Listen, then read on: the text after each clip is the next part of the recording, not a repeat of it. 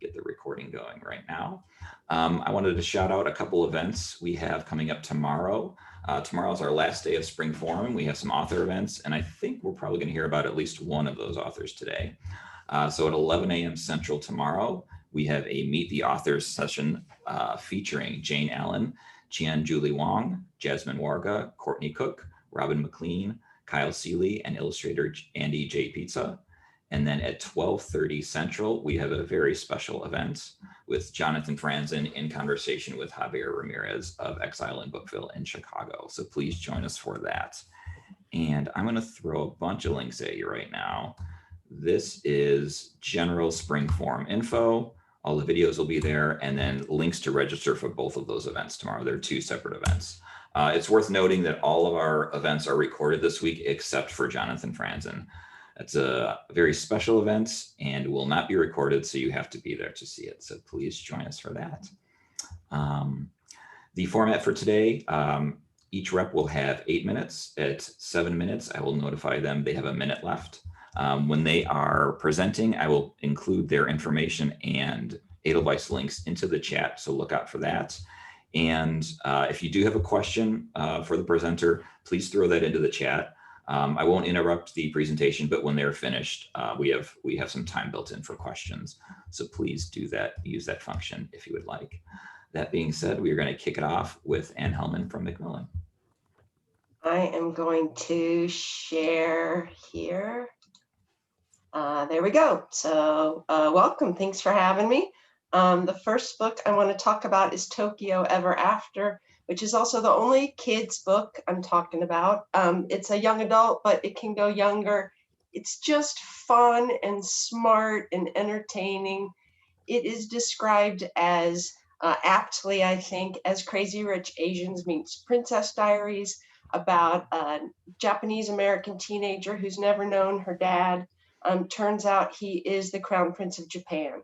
So she goes to Japan to meet him, and she doesn't speak the language, and she doesn't know the customs, and she has no idea what it means to be a part of the royal family.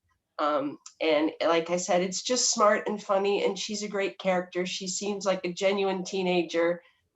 She's not perfect, but she's a good kid. Anyway, anyone will be entertained by this book.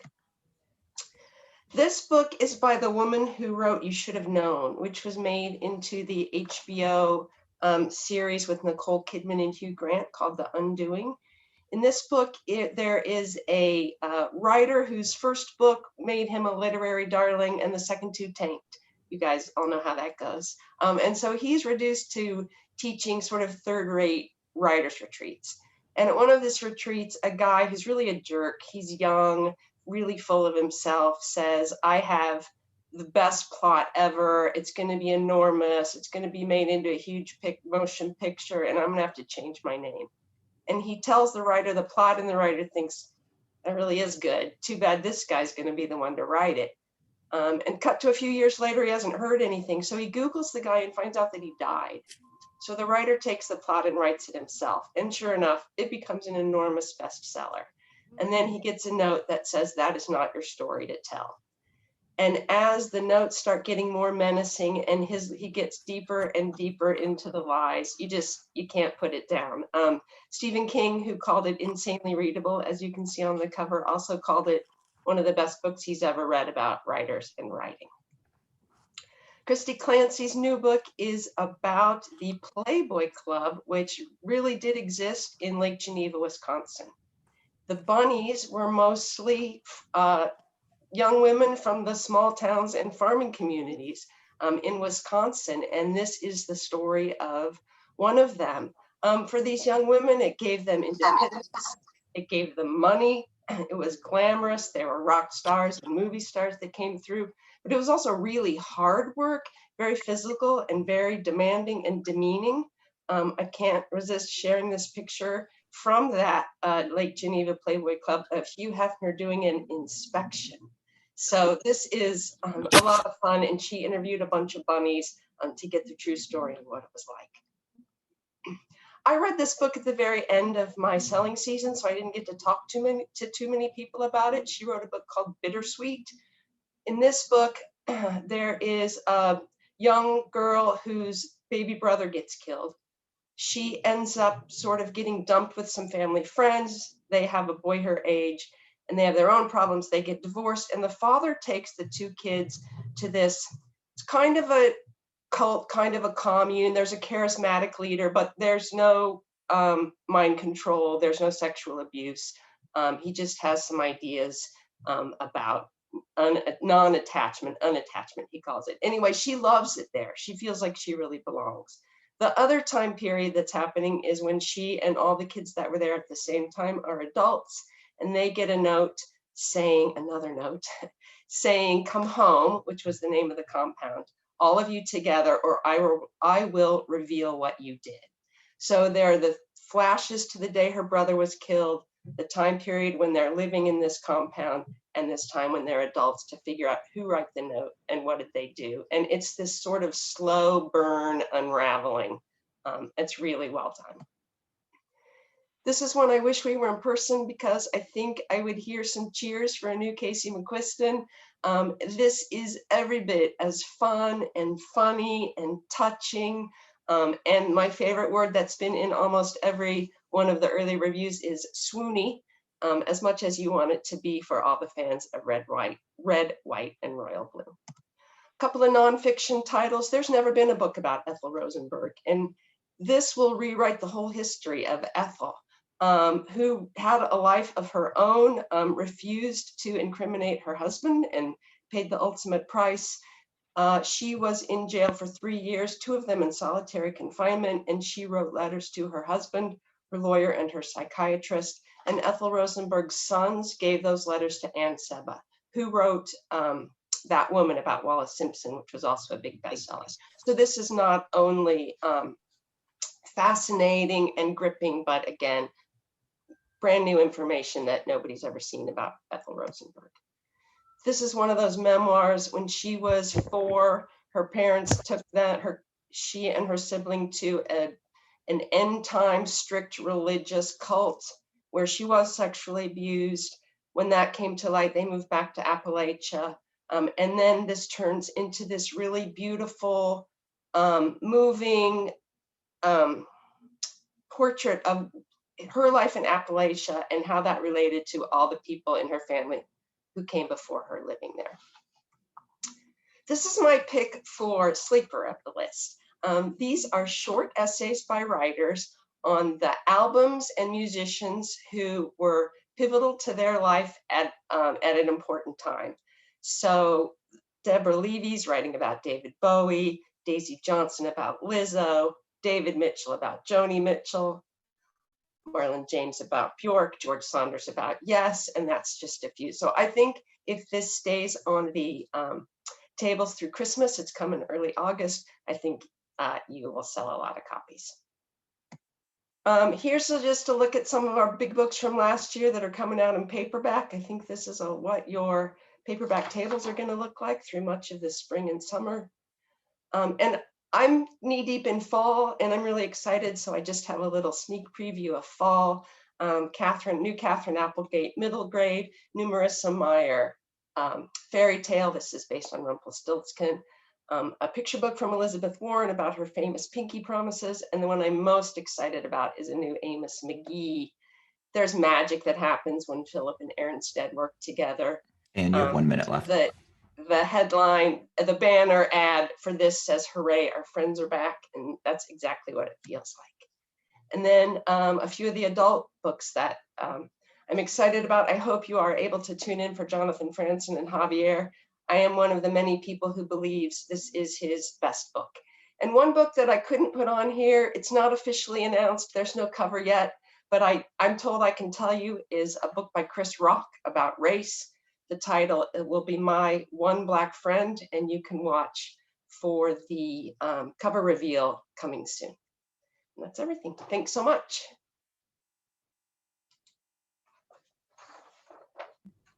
Great, thank you, Anne. Next up, we have Thomas Flynn from And Other Stories. Hi, folks. Thanks, Larry. Yeah, my name is Tom Flynn. I actually probably know more than few of you from my many years as a bookseller in Chicago. I joined up with Other Stories back in November doing bookseller outreach. For those of you not as familiar with us, we are a UK-based small press, but we are very much expanding our US presence. We've been distributed by a consortium for quite some time. But this fall is actually our 10th anniversary. So I'll be in touch about the various things we're doing to celebrate it. And I just wanted to talk today about a few of our recent publications and some of our big titles this fall. So I'm going to start off with a book that came out last June, actually, Wretchedness by Andre Tichy. The reason I'm bringing this one up is that it is a book entitled Wretchedness that published in June of 2020. And it almost certainly did not get picked up by any number of stores for pretty obvious reasons, but it is absolutely amazing. And it was recently longlisted for the International Booker, which is especially exciting for us because the translator is our publicity director, Nikki Smalley. It focuses on a musician who starts to wrestle with the various ways that life can change on a dime in a single moment and the different opportunities, kind of sliding door style that take place. But the prose is dynamic. It absolutely flies. It's the kind of book that I've been just calling friends and reading passages aloud to them and then hanging up just to get their attention about it. So that's Wretchedness. I think it absolutely deserves a place on everyone's shelf. Next, I want to just thank folks for Permafrost. This came out last week. It is our first ever Indie Next title. Booksellers all around the country, but especially in the Midwest, did an amazing job of supporting us on this one. If you haven't checked it out, please just drop me a line and I'm happy to send one your way. It is quick, it is wickedly funny, it is absolutely devastating in its insights. It's a really outstanding book. That's kind of it for my props, actually. But next up, I wanted to mention The Old King in His Exile by Arno Geiger and translated by Stefan Tobler. Stefan's actually our publisher. This came out about 3 years ago from Restless. They had the US rights, we had the UK rights, but we're taking over both sides of the Atlantic. It is a memoir of the author's time taking care of and growing closer to his father as his father moved through Alzheimer's. But in so doing, it is not sad, really. It is actually incredibly joyful and loving and a real reflection on how we can come closer together and the various ways that sorry, I have a little one walking past me. And the various ways that a moment of grief and a moment of pain can really bring us closer to one another. I personally feel it's a book that I needed to read during this time. And I think it opens up a lot of opportunity for conversation. Moving towards the fall, we have Keeping the House by TJ Jin. TJ is a London-based writer. She is a poet, DJ. She has an amazing Instagram. She is pretty much the ultimate multi-hyphenate. She wrote this as Goodfellas for girls. And I think we use the word cool a little too much. She is literally cool. She is an absolutely fascinating person. She gives amazing readings. We are very excited to have her and have her as her debut. So yeah, I think this is one that has real potential for folks to get behind and really support. So one of the authors that we're known for is Yuri Herrera. Science Preceding the End of the World is one of our biggest hits and did incredibly well for him. And that's largely due to the indies.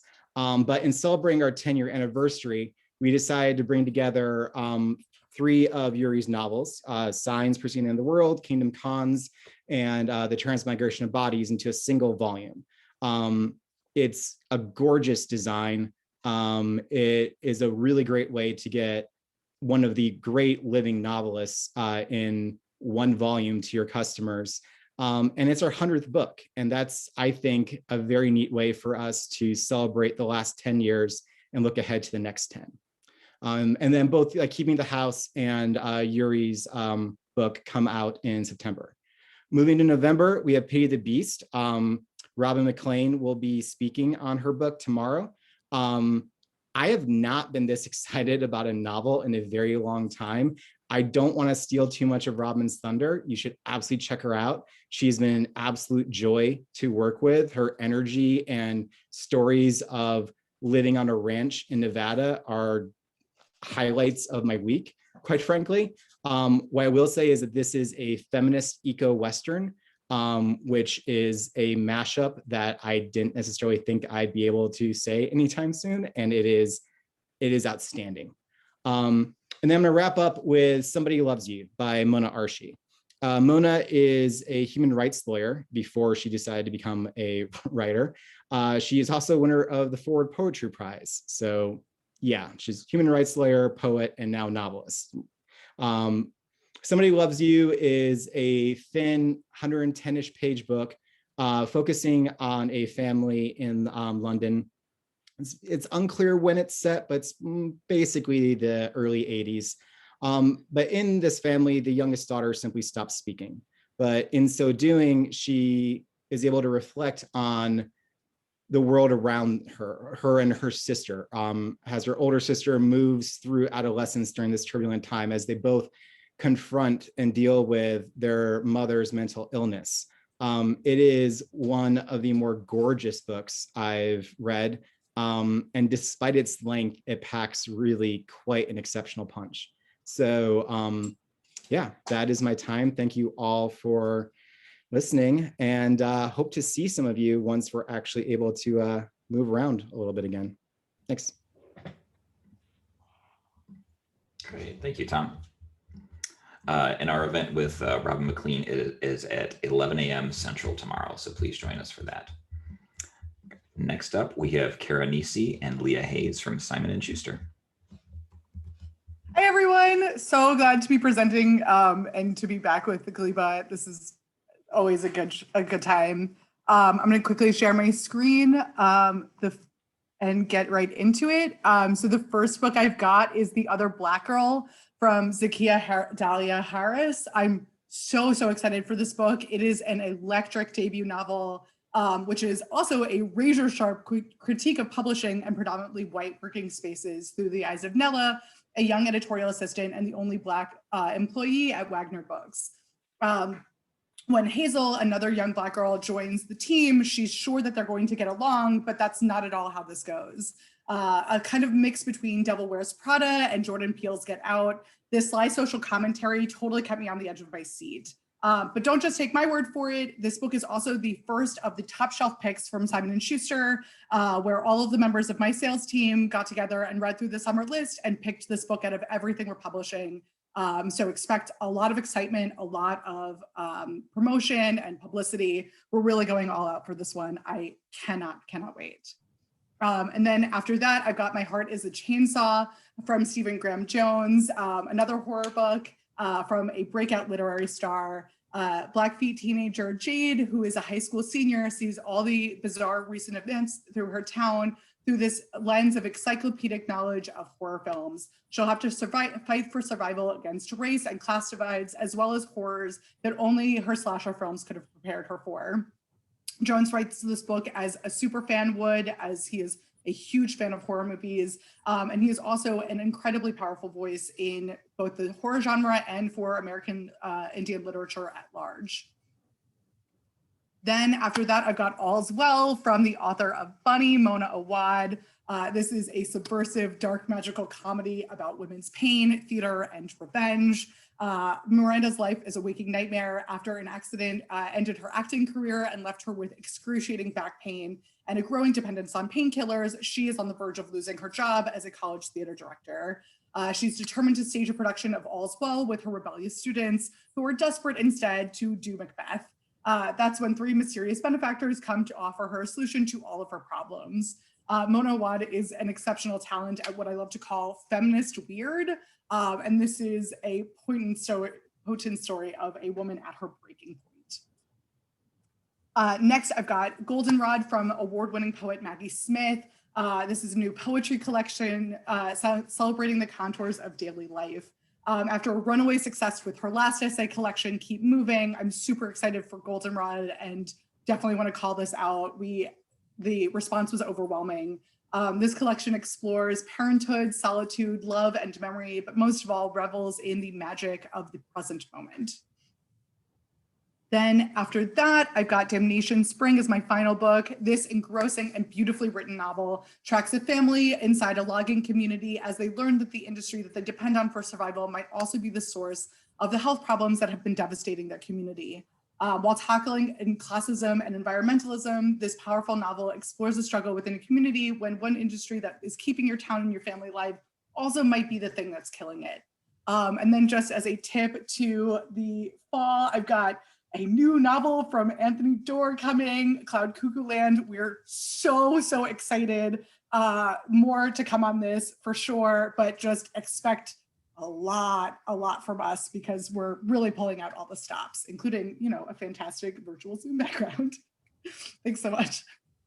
I will second what Cara said about Cloud Cuckoo Land. It is the best thing I've read this year.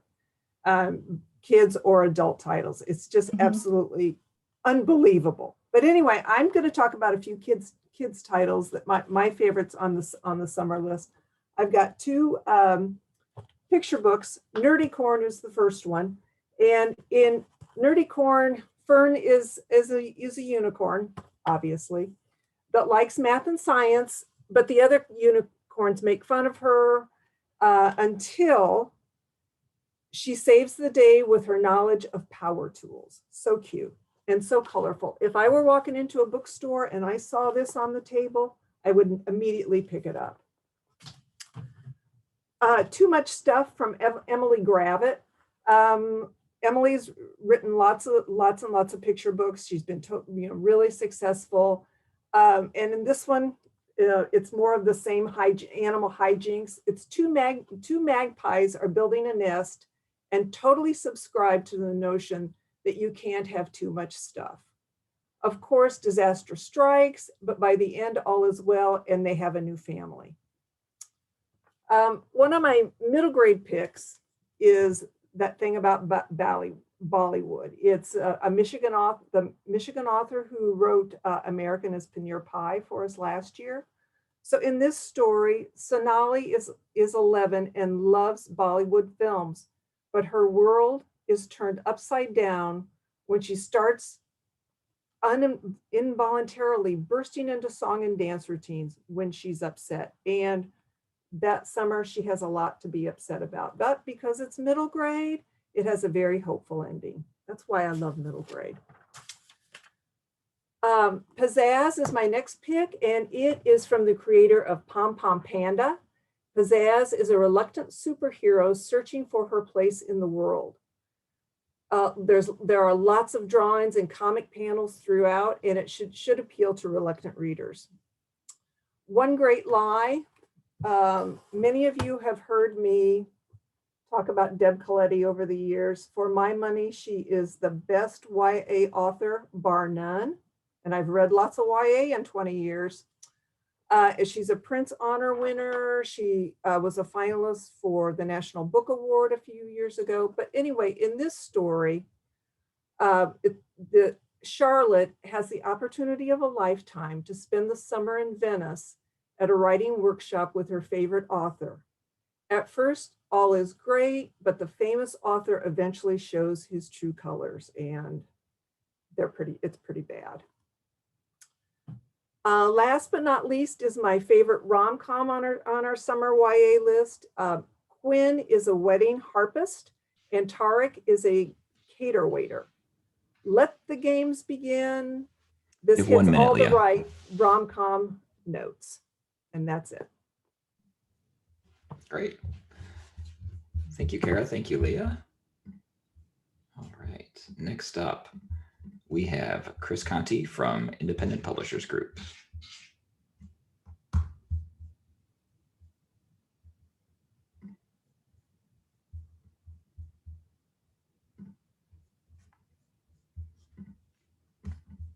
Oh, Chris, you might be muted.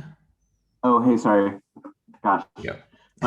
Hey, I'm Chris Conti. I think I know most of you from my time at Biden. So I'm at IPG just in time to celebrate our 50th anniversary, which is shocking and amazing. And I probably chose too many titles here, but I'm gonna try to run through them super quickly.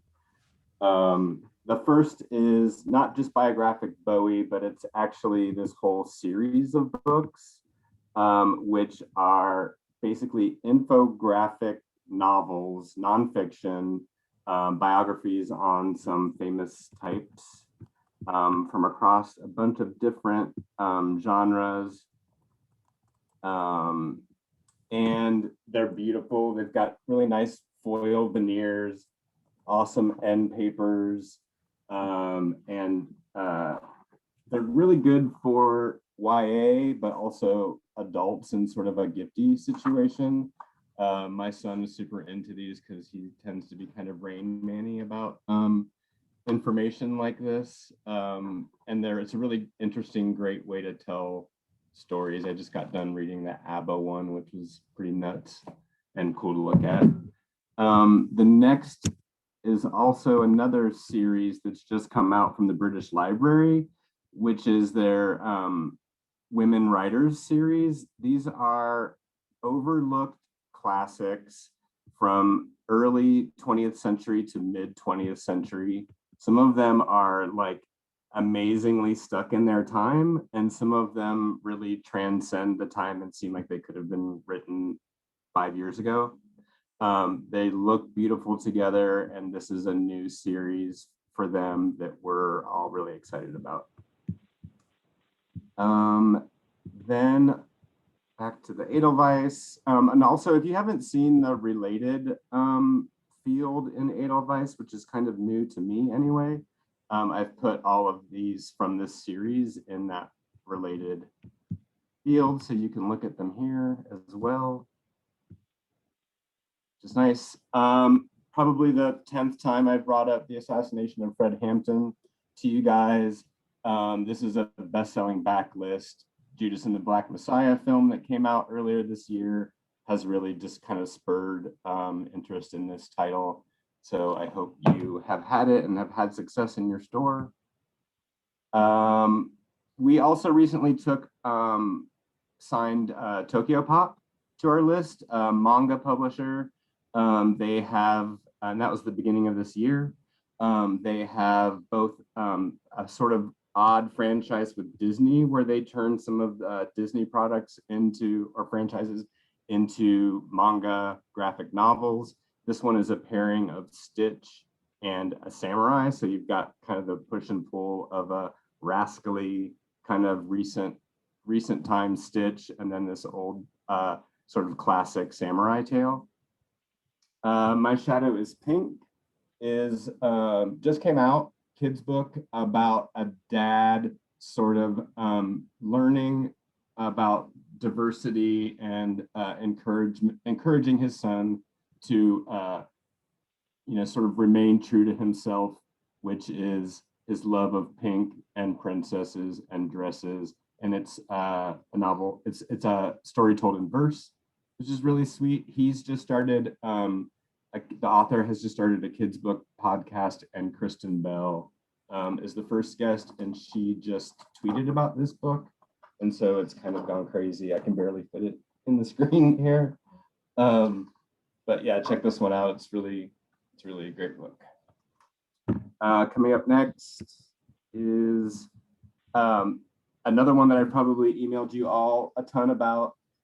This is in the MIBA Independent Bookstore Day map, but we also have a really nice box of swag that comes along with this memoir from the founder of Vans. We've got just about 100 copies left of the swag box. So if you're interested in this, and honestly, the free stuff that comes with it is worth more than the book. But the book is a really kind of part memoir, part business book. And as you can imagine, from a SoCal sort of businessman in the early 70s, it's pretty entertaining and of its time. So check that one out. Open Skies is the true story of the first Afghan female Air Force pilot, and kind of all of her trials and tribulations, as you can imagine. She sort of got run out of her country because how dare a woman become a pilot? And she's now living in the US. She's, met with Michelle Obama and a bunch of dignitaries here, and they've helped her transition to the US, where she is becoming a commercial pilot. And it's her story. We Are the Babysitters Club is essays and artwork by famous authors and illustrators who have been influenced by the Babysitters Club. This seems to be a buyer favorite currently. Next up is Queer Folk Tales, where the main character is an LGBTQ character, so sort of role reversal in these, all text, hilarious in many cases, but yeah, this is a good one. He's a Leicester-based author. This is a recent drop-in title, so not much lead on this one. It's coming, the street date's June 4th. It is a book about Nick Cave, written by a childhood friend in Sydney, Australia. And I think that's it. Wow, I got through everything, and maybe too quickly. There you go. Great, thank you, Chris. That's it. All right. Next up, we have Daniellezielinski from Hachette.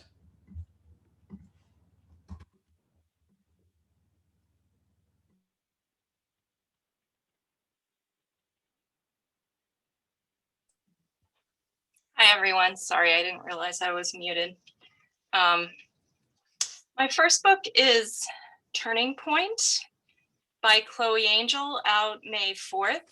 For anyone who has any connection to dance and anyone interested in equity and cultural arts institutions, this book on ballet is intoxicating. Ballet is an intoxicating and expensive rite of passage for a great number of girls, especially. A very, very small number of the lucky ones manage a career, and most suffer heartbreak and a litany of injuries, physical and mental. Written from a place of love, the author recognizes that the world of ballet must change in order to survive. Its impossible standards of beauty, its male power dynamic, and the general exclusion of people of color won't be tolerated in a more just society. Well written, organized, and researched by a talented reporter and former dancer. The 1,000 Crimes of Ming Su, debut novelist Tomlin, is a cinematic revisionist Western with a Chinese assassin protagonist and a magical realist wash. It stars Ming Su, a stone-cold killer raised to be that by a white man. He's an American who feels fully separate from the Chinese men he works alongside building the railroad, and yet equally despised. He's a man apart in many ways. He joins up with a true prophet and a traveling sideshow, its members possessing actual magical powers. And there are bigger themes like the vast sweeping beauty of the West and the sadness that comes with knowing it will soon be changed by those rail lines. The writing is gritty, gorgeous, and evocative. It's punctuated with such creatively violent scenes, you can't help but pause and applaud them. A propulsive classic revenge tale with an original twist and a voice all its own about a killer who is also tender and even possibly redeemed. Out June 1st. Another impressive debut is Hannah Whitten's For the Wolf.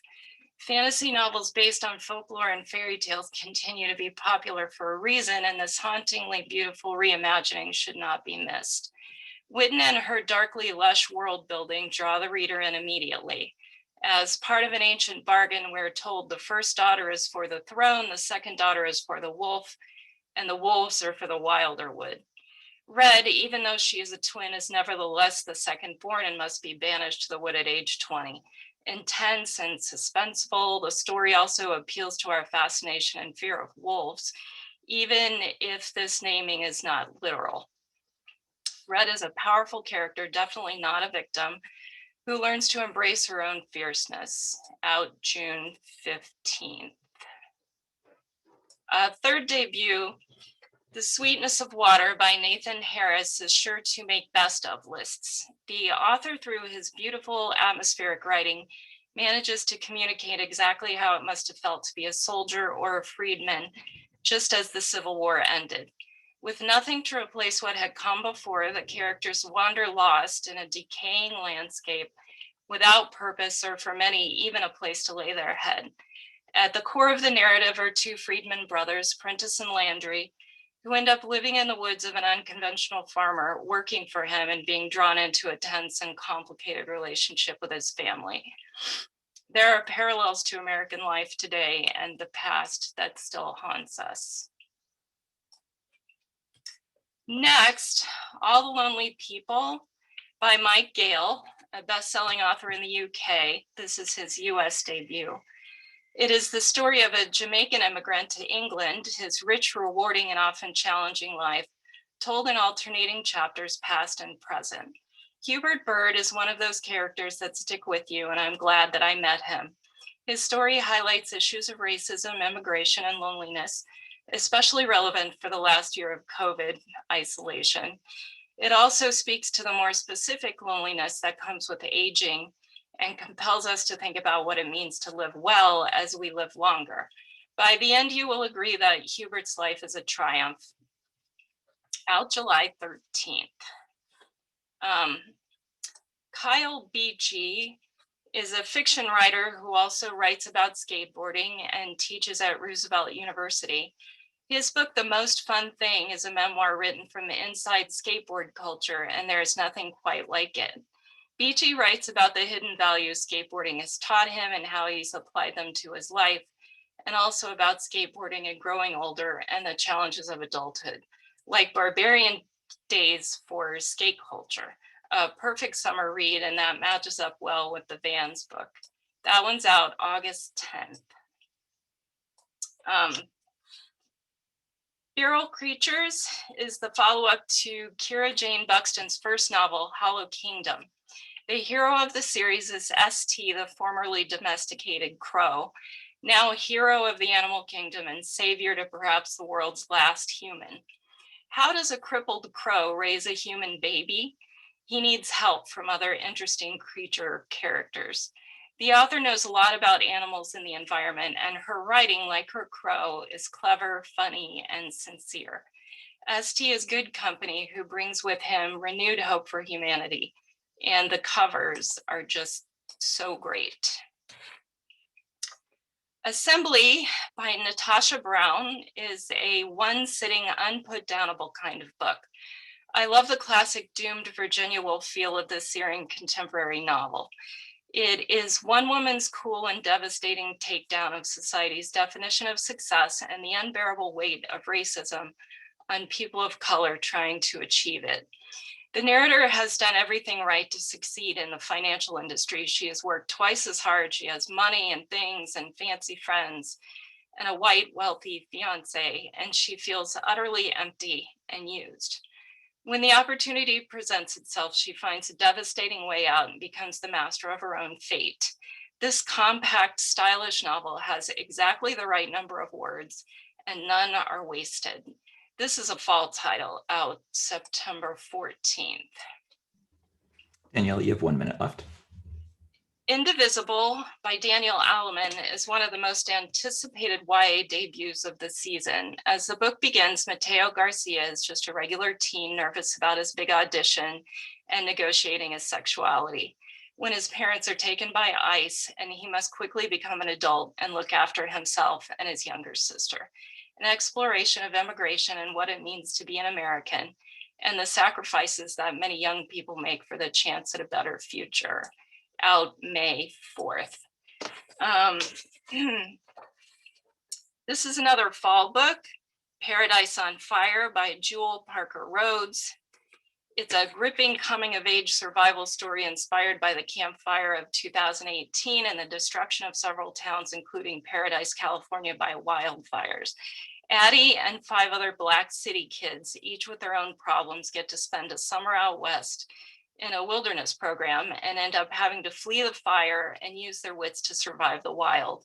It's packed with adventure and emotion, and it's about finding your true calling, maybe in a place you never expected to. This is our 7th book with Jewel, and her audience continues to grow. That's for middle grade, and it's out September 14th. I had one other book by a Chicago author, The Lost Things Club by J.S. Puller.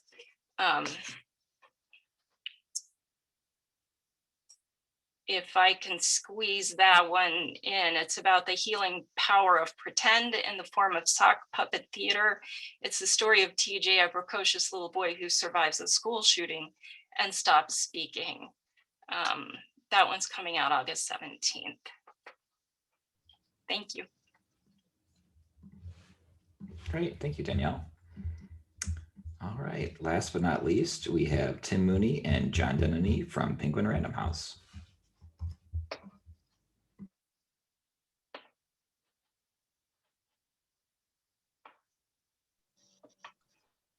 Hi, can you hear me now? First. Hi, can you hear me? Yep, we can hear you now. Okay. Hi, everybody. I'm going to share my screen.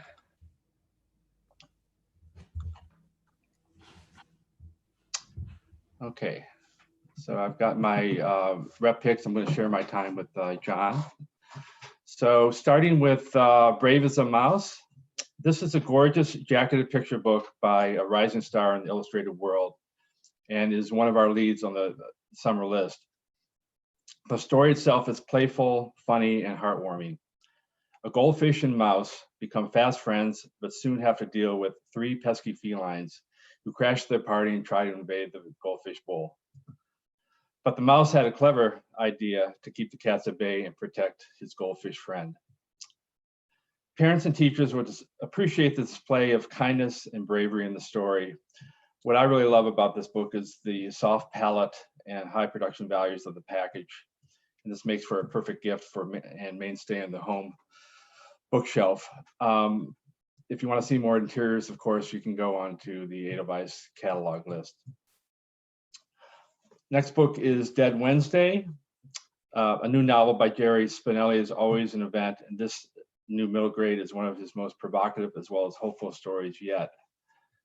The title Dead Wednesday refers to a school day set aside by students to understand the meaning of our fragile mortality by assigning each of them the name of a teenager who died in the past year and donning a black shirt to wear, rendering them symbolically invisible to others for a day.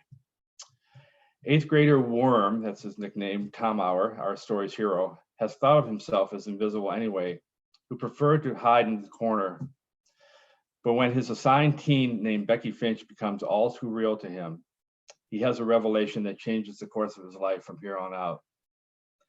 This novel is vintage Spinelli, funny, heartbreaking, and profound. Next, Turtle in Paradise, the graphic novel. I'm sure you probably know the narrative edition of this coming-of-age story we published in 2010.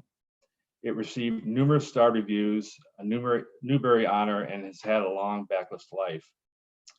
The story, set in the Great Depression, is inspired by Jenny Holmes' family stories featuring the unforgettable 11-year-old Turtle. The novel, with its atmospheric setting and motley cast of characters, we felt was ideally suited to a graphic novel adaptation. My rep colleagues and I agreed, and this edition has become our group rep pick for summer 21. Graphic novel artist Savannah Ganesho, who has an extensive comic books background, has created a completely fresh edition, sure to attract reluctant readers and expand the reach of this modern day classic. Next, Black Boy Joy. This is a stunning new middle grade anthology of stories celebrating the joys of Black boyhood, to be published in August and sort of at the beginning of the start of the new school year. The collection, which could not be published at a more critical time, includes stories, comics, and poems from 17 acclaimed Black, male, and non-binary authors. Edited by the Tristan Strong author, Kwame Mbala. Contributors include Jason Reynolds, Jerry Kraft, Lamar Giles, Varian Johnson, among several others. And last but not least, Instructions for Dancing. This is Nicola Yoon's third novel after her stellar bestsellers, Everything, Everything, and Sun is Also a Star, and is already one of the most anticipated YAs of 2021. Like the others, this new novel has romance, of course, brilliant, inventive storytelling featuring a diverse protagonist, and also a fantastical twist in the narrative, which brings unexpected surprises. The story revolves around Evie Thomas, who learns she has an uncanny ability to predict how other relationships begin and end.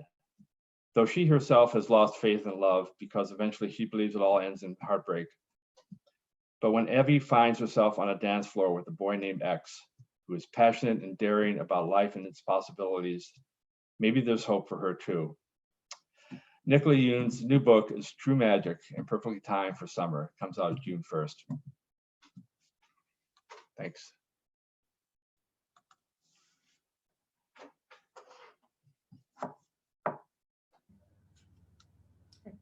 John, you may be muted.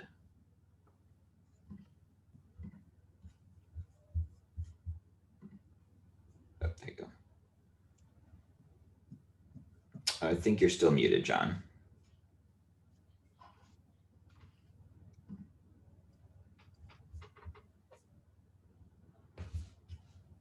Larry, can you hear me? Yep, we can hear you now. Okay, great.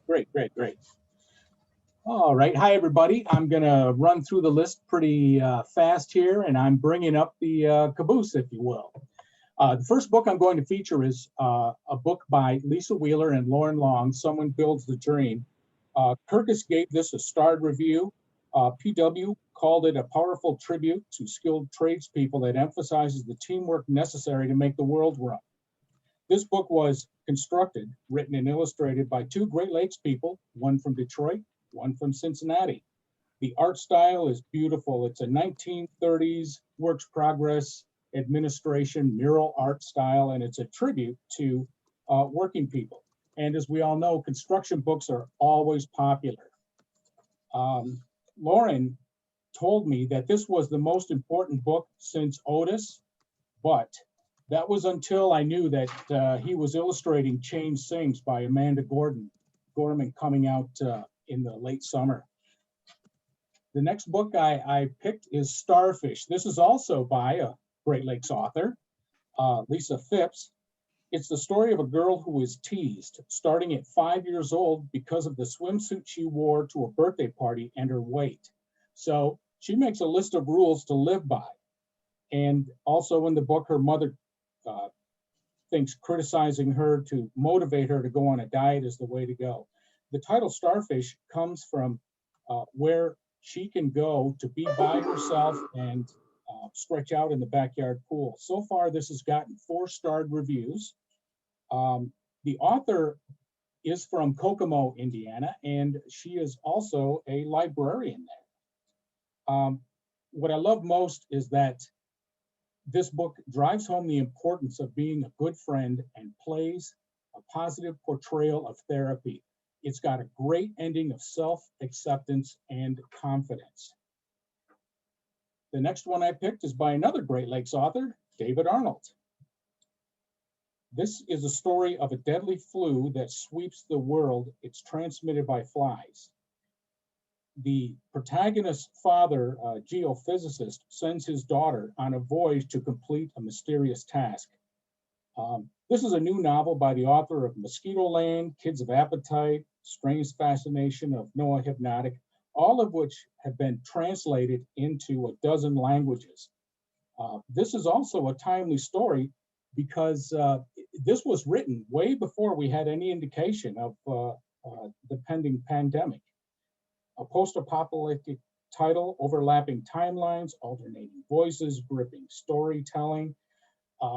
I would liken this to The Fifth Wave meets Station 11.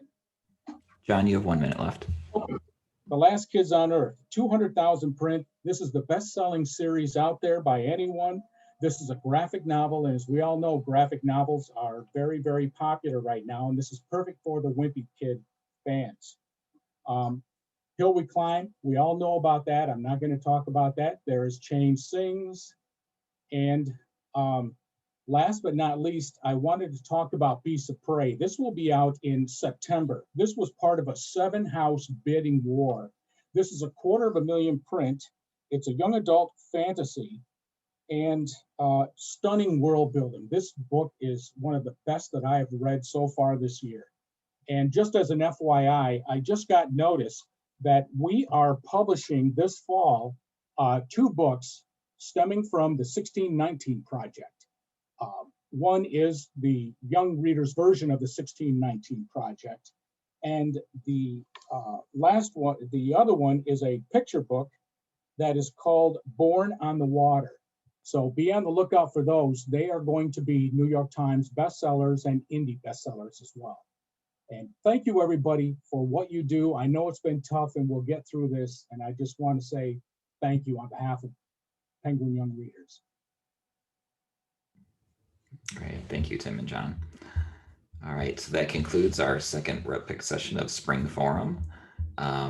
Please join me in thanking Ann Hellman from Macmillan, Tom Flynn from And Other Stories, Cara Nesi and Leah Hayes from Simon & Schuster, Chris Conti from IPG, Daniellezielinski from Hachette, and Tim Mooney and John Dennany from Penguin Random House. Thank you all so much.